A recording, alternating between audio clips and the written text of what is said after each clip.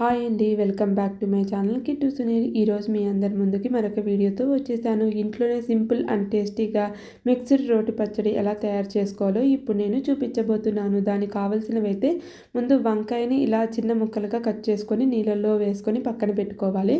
తర్వాత red radish, జుకీనా, అలాగే పెద్ద సైజు టమోటా, క్యాబేజీని ఇలా చిన్నగా తరిగి పెట్టుకోవాలి. 4 ఎండుమిరపకాయలు, అలాగే 4 పచ్చిమిరపకాయలను అయితే తీసుకోవాలి. ఇప్పుడు ముందు మనం స్టవ్ మీద ఒక బాండి పెట్టుకొని దాంట్లో 1 టేబుల్ స్పూన్ ఆయిల్ వేసుకోవాలి. ఆయిల్ కొంచెం హీట్ ఎక్కిన తర్వాత ఇప్పుడు మనం రెగ్యులర్గా తిరగమాత గింజలు ఎలా అయితే వేసుకుంటామో ఇప్పుడు ఆ తిరగమాత గింజల్ని ఒకదాని తర్వాత ఒకటి ఇక్కడ మనమైతే యాడ్ చేసుకోవాలి.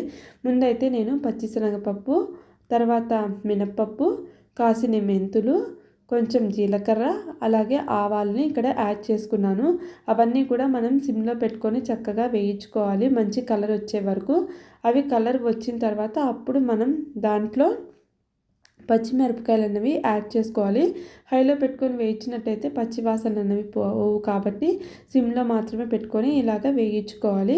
ఇప్పుడు కలర్ అన్నవి మారుతున్నాయి కదా, ఇప్పుడు కలర్ మారిన తర్వాత అప్పుడు మనం దాంట్లో పచ్చిమిరపకాయలు అన్నవి యాడ్ చేసుకోవాలి.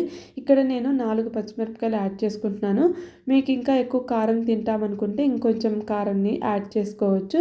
ఇప్పుడు కొంచెం పచ్చిమిరపకాయలు వేగుతున్నప్పుడే 4 ఎండుమిరపకాయలని కూడా నేను ఇక్కడ యాడ్ చేసుకుంటున్నాను. కారం అన్నది ఎవరి టేస్ట్ని బట్టి వాళ్ళు యాడ్ చేసుకోవచ్చు. ఇప్పుడు ఇవన్నీ కూడా చక్కగా వేగిపోయాయి కదా, పచ్చిమిరపకాయలు, ఎండుమిరపకాయలు కూడా.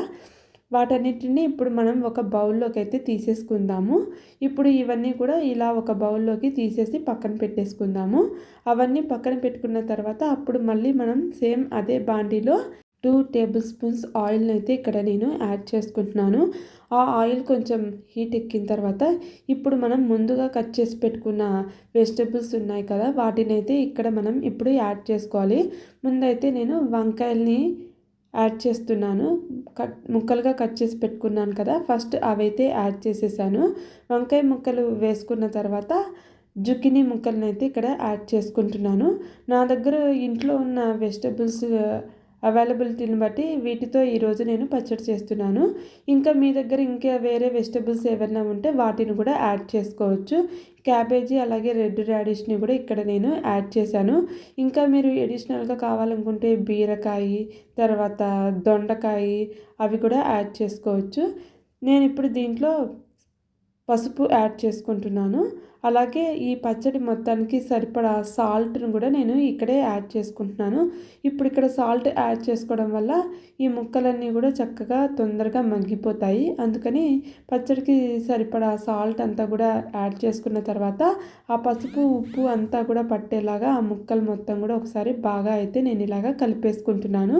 ఇప్పుడు ఆ ముక్కలన్నీ బాగా కలిసిపోయిన తర్వాత నేను మూత పెట్టి ఒక 10 నిమిషాలు ఈ ముక్కలన్నింటినీ కూడా చక్కగా మగ్గిపోయేలాగా మగ్గించుకుంటున్నాను. 10 నిమిషాల తర్వాత ఇప్పుడు నేను మూత తీసి చూస్తున్నాను. చూడండి, చక్కగా ముక్కలన్నీ కూడా బాగా మగ్గిపోయాయి. ఇప్పుడు నేను టమోటా ముక్కలను అయితే ఇక్కడ యాడ్ చేసుకుంటున్నాను. టమోటా ముక్కలన్నీ కూడా ఒకసారి కలిసేలాగా కలిపేసుకొని మళ్ళీ మూత పెట్టి ఆ టమోటా ముక్కలు కూడా మగ్గించుకోవాలి.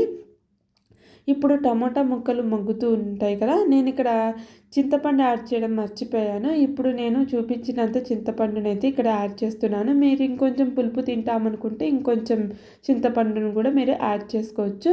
ఇప్పుడు చూసారు కదా, మూత తీసి చూపిస్తున్నాను. చక్కగా చింతపండు అలాగే టమోటా ముక్కలన్నీ కూడా బాగా మగ్గిపోయాయి.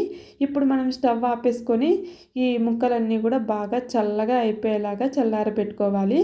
ఆ ముక్కలన్నీ చల్లారిపోయిన తర్వాత మనం మిక్సీ అయితే వేసుకోవాలి. ఇప్పుడు నేను ఒక మిక్సీ జార్ తీసుకొని దాంట్లో ముందు మనం వేయించి పెట్టుకున్న తిరగమాత గింజలు అవి ఉన్నాయి కదా, ముందు వాటన్నిటిని మిక్సీ జార్లోకి అయితే తీసుకుంటున్నాను. ఇప్పుడు అవన్నీ కూడా ఒకసారి గ్రైండ్ చేసుకోవాలి. ఇప్పుడు ముందు ఆ కారం అంతా గ్రైండ్ చేసుకొని ఈ విధంగా వచ్చిన తర్వాత మనం దీంట్లో ముందు మనం ఉడికించి పెట్టుకున్న ముక్కలు ఉన్నాయి కదా, ఆ ముక్కలన్నిటిని కూడా దీంట్లో అయితే యాడ్ చేసుకోవాలి.